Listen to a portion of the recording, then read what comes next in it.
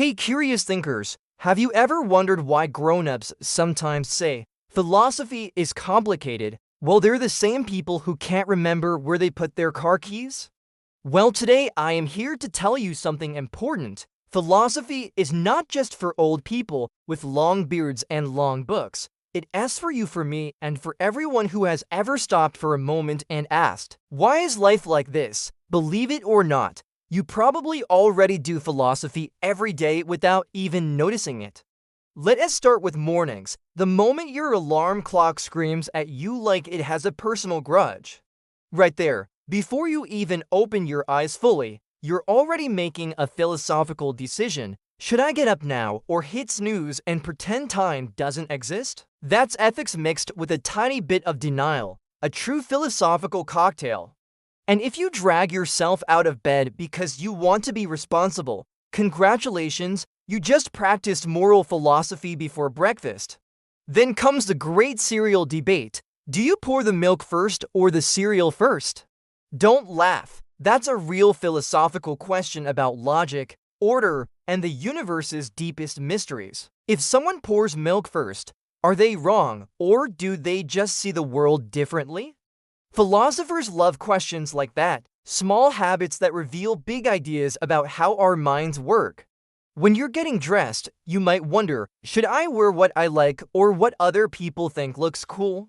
This is philosophy again, a mix of identity, freedom, and what it means to be you in a world full of opinions. Socrates would probably say, we're what makes your soul happy, while your friend might say, we're the hoodie so we match, and both answers have a tiny piece of truth in them.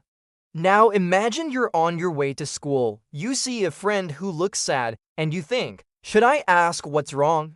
Boom, ethics, human connection, the philosophy of kindness. Every choice you make about how to treat others is you quietly deciding what kind of person you want to be. You don't have to read a single philosophy book to understand that helping someone feels better than ignoring them. At school, philosophy shows up everywhere, even in places you wouldn't expect. When you're solving a math problem, you're repracticing logic, one of philosophy's favorite tools, by figuring out what makes sense and what doesn't. When you're in art class choosing colors, you're making choices about beauty and meaning, which is basically aesthetics, a whole branch of philosophy that wonders why some things feel beautiful to us. Even during lunchtime, when you're deciding who to sit with or whose fries to trade for a cookie, you're thinking about fairness, relationships, and whether friendship or food is more important in that exact moment. Deep question, still no final answer, and then there's the really big stuff, the thoughts that sneak into your mind when you're lying in bed at night staring at the ceiling. What makes me me? Why do people fight? What's the point of learning things I don't even use yet?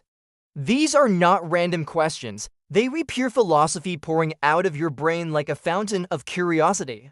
Kids ask better questions than adults because adults are too busy pretending they already know the answers. You, on the other hand, are brave enough to wonder. Philosophy also helps you when the day gets tough. When someone says something unkind and you feel hurt, philosophy is hiding in your thoughts, asking, should I react? Should I stay calm? Should I understand why they said it?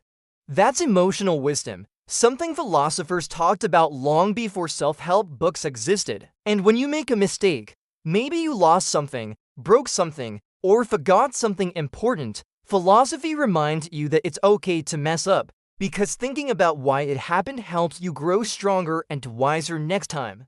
One of the coolest things about philosophy is that it teaches you how to zoom out. If you're angry because your sibling ate your snack, philosophy asks, in 5 years, will you remember this? Probably not. If you're nervous about a test, philosophy asks, is fear helping you, or is it just noise? And suddenly, you feel a little lighter, because philosophy is like that friend who tells you the truth gently but clearly. Even fun things are secretly philosophical. When you play a game and argue about the rules, you're doing political philosophy. Who gets to decide the rules, and what makes them fair? When you imagine a future where you're a scientist, an artist, or a world traveler, Yuri exploring the philosophy of purpose, the big idea of what makes life meaningful for you. And when you laugh with your friends, you're enjoying one of the most important philosophical truths: joy matters. Joy makes life worth exploring. So yes, philosophy is in your mornings, in your friendships, in your choices, in your worries, and in your dreams. It's not locked inside old dusty books, and it doesn't belong only to people in fancy libraries. It lives in the questions you ask, in the kindness you show, in the moments that confuse you, and in the quiet little thoughts that tell you who you want to become.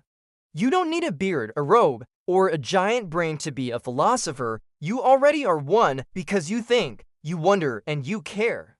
And the more you explore these everyday questions, the more you discover about the world and about yourself. Philosophy doesn't just make you smarter, it makes your life richer, deeper, and more colorful.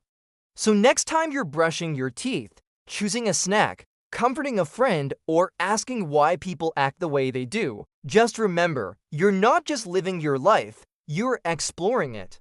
You're not just doing things, you're understanding them, and that is what real philosophy looks like. In our next episode, we'll explore something incredibly important: the big question of right and wrong, and why making good choices is one of the greatest superpowers you can develop.